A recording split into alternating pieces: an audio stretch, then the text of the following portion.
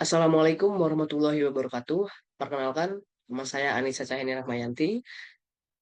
Saya berasal dari program studi Aquacultur dengan NIU 568966. Di sini, saya ingin menjelaskan tentang apa itu oceanografi bersama dosen pengampu Bapak Riza. Di sini, apa sih oceanografi itu? Oceanografi itu adalah ilmu yang mempelajari tentang laut, yang mencakup sejarahnya, struktur dasar lautnya, kondisi serta proses fisiknya. Ada juga kimia lautnya, kehidupan laut, dan juga berbagai keterkaitannya dengan bidang ilmu yang lainnya. Di sini ada beberapa kajian oceanografi yang mencakup, yang pertama ada aspek geologi, yang kedua fisika, yang ketiga kimia, dan yang terakhir ada biologi. Sebelum masuk ke aspek yang tadi, saya ingin menjelaskan bagaimana awal laut itu terbentuk. Jadi, pada awal terbentuknya bumi, terjadi banyak aktivitas vulkanik atau sering kita sebut erupsi gunung. Nah, dari aktivitas tersebut, gunung berapi itu mengeluarkan berbagai material dan gas. Salah satunya adalah uap air. Uap air yang keluar dari gunung tadi kemudian naik ke atmosfer. Di atmosfer, uap air itu mengalami kondensasi, yaitu proses ketika uap air berubah menjadi butiran air atau kemudian membentuk awan. Setelah awan itu terbentuk, terjadilah hujan.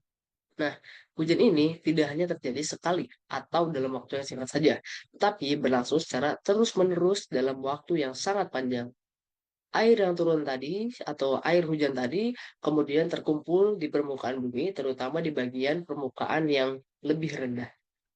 Nah, proses tersebut kemudian terus berlangsung dan menjadi bagian dari namanya siklus hidrologi, yaitu perputaran air dari permukaan bumi ke atmosfer dan kembali lagi ke permukaan bumi.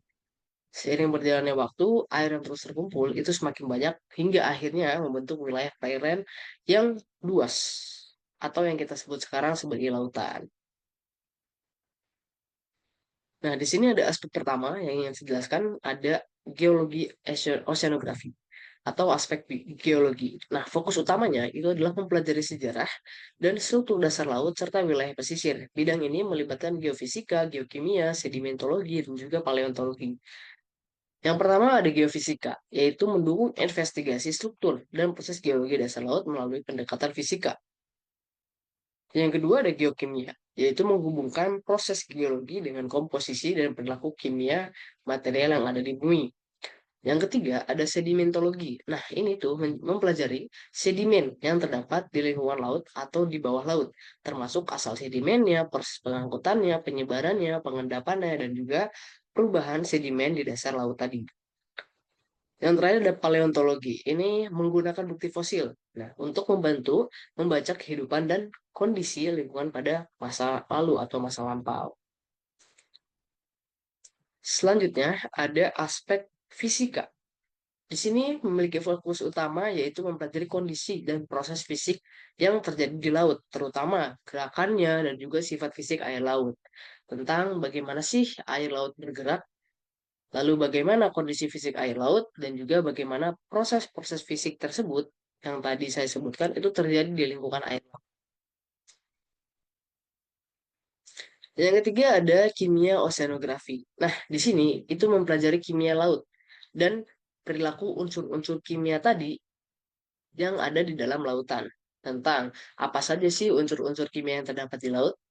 Yang kedua, itu bagaimana unsur tersebut berperilaku di dalam lingkungan laut dan bagaimana kondisi kimia itu bisa menjadi bagian dari sistem laut. Selanjutnya ada aspek biologi. Nah, di sini mempelajari kehidupan serta hubungan organisme satu sama lain dan dengan lingkungannya.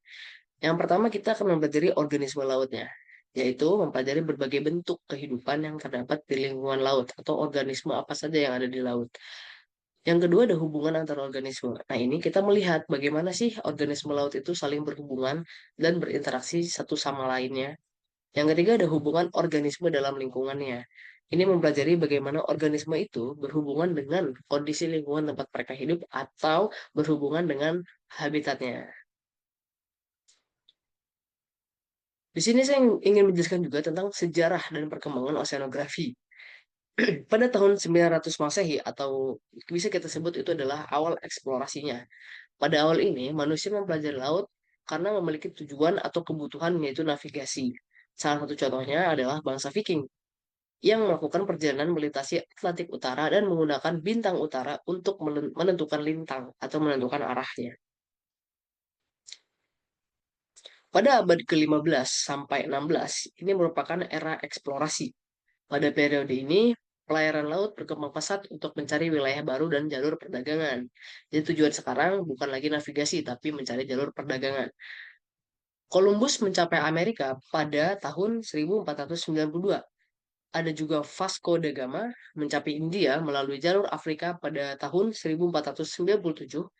Dan ada juga ekspedisi Ferdinand Magellan. Ini dilakukan pada tahun 1519 sampai 1522.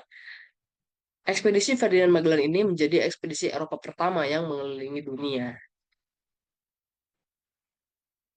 Selanjutnya, pada abad ke-18, ini merupakan perkembangan pemetaan. Di sini pengetahuan itu tentang laut mulai berkembang melalui perbaikan tadi navigasi, terus juga ada pemetaan dan pengumpulan data. Di sini ada tokoh bernama Benjamin Franklin. Beliau itu membuat chart pertama Gulf Stream, sementara James Cook melakukan pemetaan garis pantai, terutama di wilayah Pasifik Selatan. Selanjutnya, pada abad ke-19, ini merupakan pelayaran ilmiah. Nah, pada abad ini, pelayaran itu mulai dilakukan dengan tujuan yaitu penelitian ilmiah. Bukan hanya eksplorasi, ekspedisi, juga bukan hanya untuk navigasi saja, tapi untuk penelitian ilmiah. Nah, di sini ada tokoh bernama Charles Darwin melalui Voyage of the Beagle pada tahun 1831 sampai 1836. Beliau itu mempelajari tentang geologi dan biologi di sepanjang pesisir Amerika Selatan. Selanjutnya pada tahun 1872 sampai 1876 ada ekspedisi yaitu Challenger Expedition. Di sini ada tokoh bernama Charles Wyville Thomson memimpin Challenger Expedition. Dia adalah pemimpinnya. Salah satu ekspedisi ilmiah besar pertama yang mengelilingi dunia. Nah, ekspedisi ini melakukan pengukuran dan pengumpulan data mengenai aspek fisik, kimia, dan biologi laut, sehingga menjadi tonggak penting dalam perkembangan oceanografi sebagai ilmu. Nah, selanjutnya, kenapa sih kita penting untuk mempelajari laut? Yang pertama, karena laut itu mencakup sekitar 70% permukaan bumi. Karena wilayah laut tadi sangat luas, kondisi dan perubahan yang terjadi di laut itu dapat mempengaruhi sistem bumi secara keseluruhan. Yang kedua, karena laut itu menyediakan tempat hidup bagi organisme, banyak organisme. Dengan mempelajari laut, kita dapat memahami berbagai kehidupan yang ada di dalamnya serta hubungannya dengan lingkungannya. Selanjutnya, pengetahuan tentang laut itu dapat membantu manusia dalam melakukan berbagai aktivitas di laut dengan lebih baik, termasuk kita bisa navigasi dan juga pemanfaatan di wilayah laut yang pasti dengan sangat bijak ya. Saja karena laut juga memiliki manfaat bagi manusia sebagai tempat rekreasi. Berbagai aktivitas seperti wisata, pantai, dan kegiatan di laut itu menunjukkan bahwa laut memiliki nilai penting dalam kehidupan manusia. Jadi, alasan tadi kenapa kita penting mempelajari laut. Baik, sekian yang bisa saya sampaikan. Mohon maaf apabila ada kekurangan. Assalamualaikum warahmatullahi wabarakatuh.